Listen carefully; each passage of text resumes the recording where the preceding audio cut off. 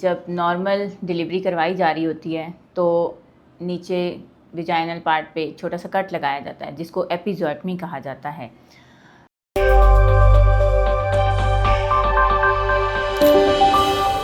बिस्मिल्लाहिर्रहमानिर्रहीम, अस्सलाम वालेकुम। Doctor Iram Kulsoom health point के फोरम से आपके साथ। मेरी प्यारी बहनों ने मुझसे एक क्वेश्चन बार बार किया हुआ है कि एपिज़ोटमी यानी कि जब नॉर्मल डिलीवरी करवाई जा रही होती है तो नीचे विजाइनल पार्ट पे छोटा सा कट लगाया जाता है जिसको एपिज़ोटमी कहा जाता है।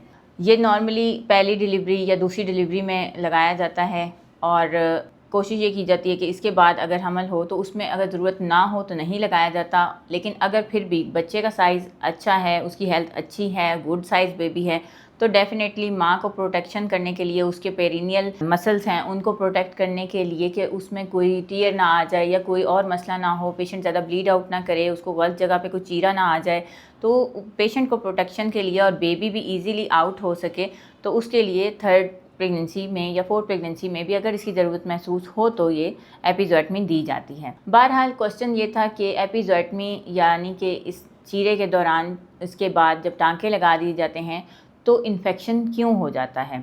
सबसे मेजर और मेन जो रीज़न है इसमें इन्फेक्शन होने की, वो पेशेंट की अपनी साइड से आ रही होती है कि सफाई का ना ख्याल करना। जब पेशेंट की डिलीवरी होती है, उसको एपिज़ोटमी दी जाती है, उसको स्टिचेस लगाए जाते हैं, तो डॉक्टर जो भी आपको स्टिच आउट करती है वो आपको साथ साथ सारी हदायत बता रही होती है कि आपने किस तरह से अपनी सफाई का ध्यान रखना है। घर जाकर नीम गर्म पानी में बैठना है, दिन में 2 से 3 मरतबा पायोडीन वाले पानी से अपने आप को वॉश करना है। जब भी इस्तिंजा करें तो अपने आप को नीम गर्म पानी से वॉश करें और उसमें पायोडीन भी शामिल करें। लेकिन बहरहाल इसके साथ साथ आपको क्रीम भी दी जाती है जो अपने अपने स्टिचेस पे लगानी होती है। साथ में आपको ये एडवाइस की जाती है कि आपने अपने जो सैनिटरी पैड्स हैं उनको 4 से 5 घंटे के बाद लाजमी चेंज कर देना है। कोशिश ये करनी है कि जो आपके अंडर गारमेंट्स हैं उनको भी आप डेली बेसिस में या दिन में कम से कम जो नज़दीकी दिन होते हैं आपकी डिलीवरी के, उसमें दिन में 2 दफ़ा अगर चेंज कर लें तो वो ज़्यादा बेहतर होता है, क्योंकि जितना आप सफाई का ख्याल रखते हैं आपके टाँके उतने ही बेहतर रह जाते हैं। लेकिन पेशेंट हमारे पास मल्टीपल टाइम्स आते हैं एपिज़ोटमी इन्फेक्शंस के साथ, और जब एपिज़ोटमी में इन्फेक्शन हो रहा है तो डेफिनेटली विजाइनल भी इन्फेक्शन हो रहा है। अगर फीमेल को विजाइनल इन्फेक्शन हो रहा है तो 100% वो यूरिन इन्फेक्शन भी गेन कर रही होती है। तो मल्टीपल इन्फेक्शंस मिल के वो तकलीफ़ उसकी बढ़ती चली जा रही होती है और बाज़ इस तरह से होता है कि पेशेंट के टाँके भी ख़राब हो जाते हैं। अब सबसे पहली चीज़ जो पेशेंट्स को फोकस करने की ज़रूरत होती है वो होती है उनकी अपनी हाइजीन, जिसके ऊपर हम बात कर चुके हैं। सेकंड चीज़ जिसके ऊपर हमें फोकस करना होता है वो होता है पेशेंट्स की अपनी कोई कोमॉर्बिडिटीज़। कोमॉर्बिडिटीज़ कहा जाता है उन तकालीफ़ को, उन बीमारियों को जो पेशेंट के अपने साथ चल रही होती हैं, या तो वो प्रेगनेंसी से पहले से भी उसके साथ होती हैं या फिर ड्यूरिंग प्रेगनेंसी उसने गेन की होती हैं। जैसे कि बहुत ही कॉमन सी चीज़ है डायबिटीज़। अगर जो मरीज़ा है वो शुगर की तकलीफ़ में मुब्तला है ड्यूरिंग प्रेगनेंसी या उससे पहले भी और उसके बाद भी, तो जब डायबिटिक पेशेंट होता है 100%ली उसका जो वूंड है या उसका ज़ख़म है वो बहुत टाइम ले जाता है अपने आप को सेट करने में या वूंड हीलिंग में, और इन्फेक्शन होने के चांसेस उस वजह से बहुत ज़्यादा बढ़ते चले जा रहे होते हैं। तो जब पेशेंट डायबिटिक हो तब भी उसको अपनी सफाई का बहुत ज़्यादा ख्याल रखना चाहिए। इसके साथ साथ बहुत सारी चीज़ें ऐसी भी होती हैं, बाज़ दफ़ा पेशेंट जो है वो इन चीज़ों का ख्याल नहीं रखती है कि उसको जो है कॉन्स्टिपेशन की तकलीफ़ आ रही है। जब कॉन्स्टिपेशन या कब्ज़ की तकलीफ़ होती है, बड़ा पखाना नहीं आ रहा होता है, तो पेशेंट्स जो हैं वो अपनी डॉक्टर से दोबारा रब्ता नहीं करती हैं, और उस सूरत हाल में भी एपिज़ोटमी के जो स्टिचेस होते हैं उसके ऊपर बहुत ज़्यादा दबाव आ रहा होता है, प्रेशर पड़ रहा होता है, और स्टिचेस नॉर्मली खुलना शुरू हो जाते हैं और अपनी जगह से हिल भी जाते हैं, और उस सूरत में पेशेंट को फ़ौरन अपनी डॉक्टर के पास जाना चाहिए दोबारा, और उसको मुआयना करवा लेना चाहिए कि क्या इसको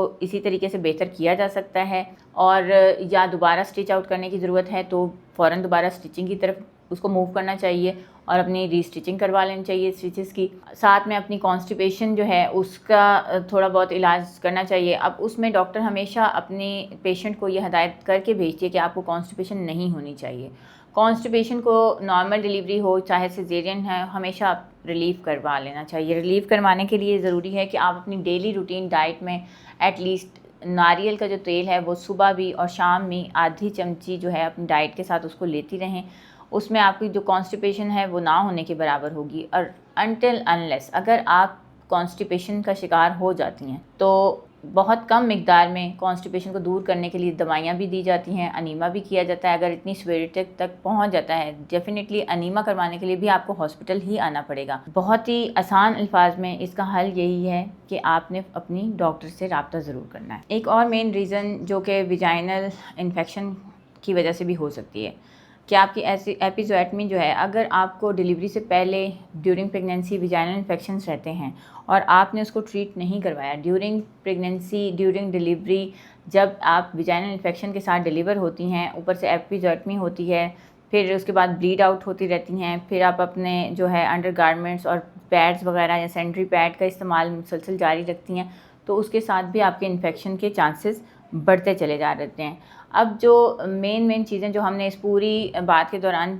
पहले भी डिस्कस की हैं, उन सब का एक सादा सा निचोड़ ये है कि एहतियात जो है वो तकलीफ़ से ज़्यादा बेहतर है। एहतियात में आपकी अपनी सफाई आ जाती है, आपके जो विजाइनल इन्फेक्शन चल रहे हैं उनकी ट्रीटमेंट आ जाती है। अगर आपसे पहले से ही किसी ऐसी बीमारी में मुब्तला हैं जैसे कि डायबिटीज़ वगैरह, तो डायबिटीज़ को कंट्रोल करने की दवाइयों का इस्तेमाल करें, अपनी डॉक्टर से रुजू करें, वो आपको जिस तरह की हिदायत दे, आपकी अपनी सेहत के मुताबिक आप अपनी सफाई का उसी तरह से ख्याल रखें, तो इंशाल्लाह ताला इस मसले में कभी नहीं मुब्तला होंगी। आई होप सो कि आपको आपके सवाल का जवाब मिल गया होगा। जज़ाकल्लाह खैर।